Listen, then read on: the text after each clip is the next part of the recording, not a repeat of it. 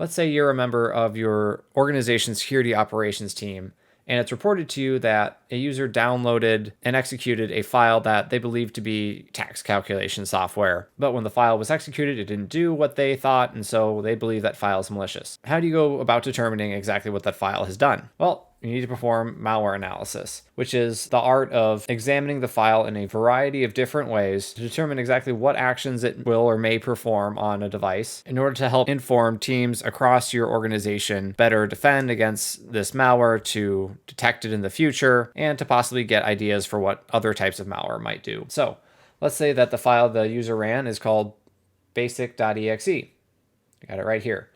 So we're just going to perform static analysis on this sample for this video. Static analysis is simply looking at the executable's static properties. We're not going to perform behavioral analysis, which is essentially loading up monitoring tools and watching what happens when we run it.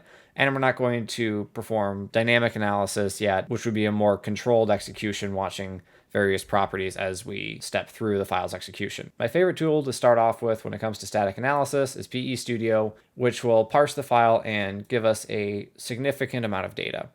So you have the hashes, unique values computed by an algorithm for this file and this file only. You've got a listing of antivirus vendors that detect this file as malicious.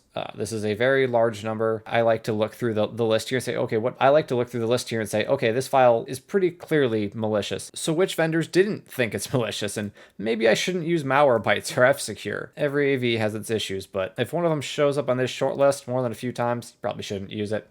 Anyhow, back to business. We can take a look at the executables libraries that it will import. So libraries being DLLs. DLLs are executables in and of themselves, but their purpose is to share code with other executables. So they're loaded by this executable in order to use some of the functions that are provided by the specific DLLs. And we can see what those functions are here. So again, these are functions provided by kernel32.dll, winhttp.dll, etc. These functions are blocks of code that an executable like basic.exe can call on and use, so it doesn't have to do all of that itself. It makes writing executables significantly easier. So just looking at the functions here, we might be able to get an idea of what this executable will want to do. You got first file, next file. Those might indicate that it might be looking through files to find ones that are valuable, right? Worth stealing, that might be worth something on the darknet. It might be iterating through files so it can encrypt them. This could be ransomware. There are a number of different options. So, just looking at these is not going to tell us exactly what this does. We've got create processes. The executable will likely create another process on the device and may do any number of things with that. And then we've got process 32 first, process 32 next. So I may be iterating through a list of processes. Malware often does this in an attempt to detect what's running on the device as an anti-analysis technique. So if it sees analysis tools like Wireshark or Process Hacker running, it may just terminate itself. The idea being just to make it more difficult for someone to analyze. And if we scroll a little further down, we've got a bunch of HTTP functions. So this most likely means that the malware will attempt to reach out to some external domain or IP address to send data, to set up command and control so it can receive commands from an external attacker or something like that. You see the PE Studio puts a helpful red X next to functions that are frequently seen in malicious programs. Now we can take a look at the plain text strings that were extracted from this executable. So we see explorer.exe, cmd.exe is referred to post, this being the HTTP verb for sending data. So that backs up our theory based on the functions that we were seeing that this executable may send data to an external website. We're going to see a lot of stuff we've already seen. The Windows functions that it loaded in, you're going to see those a lot of the time. Again, we see cmd.exe referenced, we see servertext.exe. So these may be processes that the executable will create. And then we get to this juicy tidbit here, which is a URL. So URLs are a fantastic IOC. IOC stands for indicator of compromise.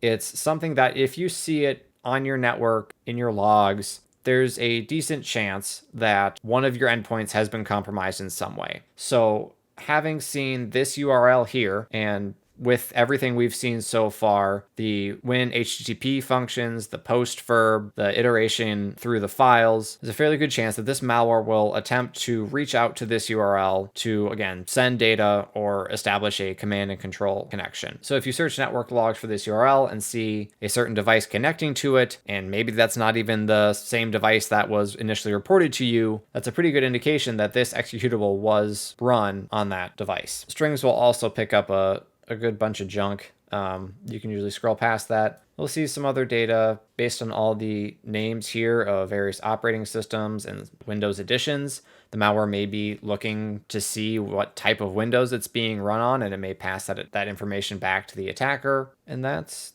more or less it here. But I did want to demonstrate one other way you can do this, and that's to use the sysinternals tool string. It's a very good idea to have multiple tools in your arsenal, just because you never know when one's just not going to find something that another tool will find. Tools are coded differently, and sometimes it just happens. So you have the Windows sysinternals suite here. So I'm just going to go ahead and change directories into sysinternals suite, and then I'm going to run strings against basic.exe, and we'll see what results we get. Yep, agree to license terms, and here we go. So again, right away, see at the bottom here, that same URL address we saw, all the Windows functions that were pulled out by PE Studio, names of various operating systems, looking for a patch level perhaps, so maybe this exploits a vulnerability, probably launches cmd.exe. We see the, again, the verb post down here, explorer.exe, and a whole lot of other junk. And yeah, there it is. Okay, I was looking for servers test.exe. So I think with just about everything we saw in PE Studio, we see here. Oh, and one other thing. We do see the numeric value here of 30,000. And I believe that somewhere in here, we see the command sleep. Yep, there it is. So this may actually attempt to sleep for, I'm guessing that's 30,000 milliseconds. So like 30 seconds. The reason it may do that is, again, an anti-analysis technique. Some automated malware analysis will simply attempt to run something. If nothing happens, it'll terminate. A human analyst may attempt to run an executable, and if it doesn't do anything after 10 seconds, they may just disregard it. So there are a number of reasons to sleep for a given amount of time, but those may be some of them, and it's wise to keep them in mind. With this executable, it's pretty easy to get an idea of what it wants to do. Right, it's going to communicate to an external address. It's going to look through our files. It's going to launch cmd.exe. Maybe it'll run another process or another executable. We'd have to look deeper to figure out exactly what it's going to do, but we have a pretty good idea already just by using a couple of static tools. However, it's not always this easy, and it very rarely is. To illustrate that point, I want to take a look at this executable pandora.exe, which is a pretty recent file. So by comparison, basic.exe was apparently compiled on Christmas of 2012. This compiler stamp is not foolproof. It can be faked, but often attackers won't bother because it's really not that valuable piece of information for an analyst. On the other hand, pandora.exe was apparently compiled on March 10th, 2022. So about 2 weeks ago as of this recording. So this is a much newer executable, 10 years newer almost. And attackers have advanced in that time. And this was used by likely a more advanced group than basic.exe was anyway. So how is this going to look different? Well, we do see that its virus total score is very high, so they're not any better, at least not now, at avoiding antivirus. If we look at sections, I think I may have skipped this when I looked at basic, so we'll go there now. Basically, a portable executable has multiple different sections of code and data. And the .text section is the main section. You can see it's 62.5% of the file. This is the executable code, right? This is the code that's going to run. Then you have R data, which is read-only data, so data that can't be changed, that's set variables and stuff like that can be accessed at runtime. You have data, this is potentially, this is writable data. I'm not sure what .crt is. You don't see that very often. You'll sometimes see .rsrc resources, but other than .crt, this is very normal, right? This is what executables will typically look like. If we look at pandora.exe sections, things are all sorts of weird. We've got PPPP, CCCC, we've got a whole bunch of red flags here, If we take a look at the imported DLLs of Pandora.exe, they look pretty normal. It's hard to say exactly what is abnormal at this point. There's 5 DLLs imported with base.exe, also 5 DLLs. But you can see right here, there's only 8 functions imported. That's weird. Normally, an executable is going to import at least 30 or 40, I would say at the very least. Base.exe is pretty small and it's importing 76. So if you see single digits here, yeah, that's weird.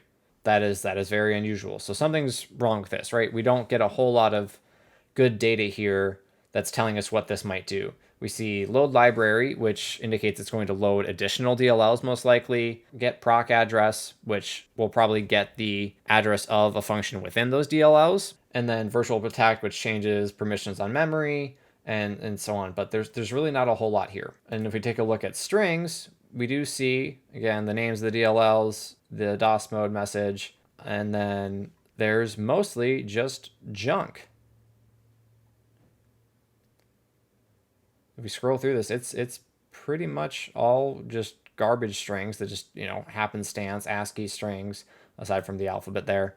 But there's really not much here. You go all the way to the bottom, and there's a few things. There's the name of our functions, and there are some actual words in here, but there's really nothing that tells us what this executable is going to do. So what's wrong with this file?